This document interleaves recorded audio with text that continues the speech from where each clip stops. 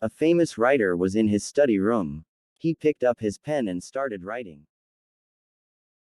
Last year, I had a surgery and my gallbladder was removed.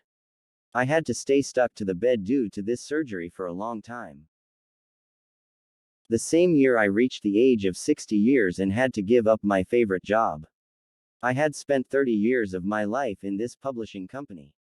The same year I experienced the sorrow of the death of my father.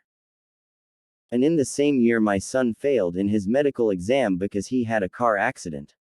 He had to stay in bed at hospital with the cast on for several days. The destruction of car was another loss. At the end he wrote, "At last, it was such a bad year." When the writer's wife entered the room, she found her husband looking sad and lost in his thoughts. From behind his back she read what was written on the paper. She left the room silently and came back with another paper and placed it on side of her husband's writing. When the writer saw this paper, he found his name written on it with following lines. Last year I finally got rid of my gallbladder due to which I had spent years in pain.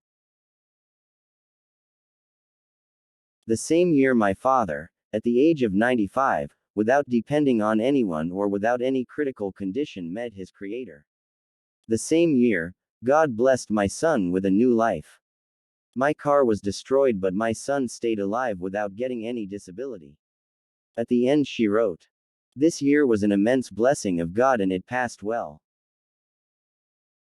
The writer was indeed happy and amazed at such beautiful and encouraging interpretation of the happenings in his life in that year. Moral: in daily lives we must see that it's not happiness that makes us grateful but gratefulness that makes us happy.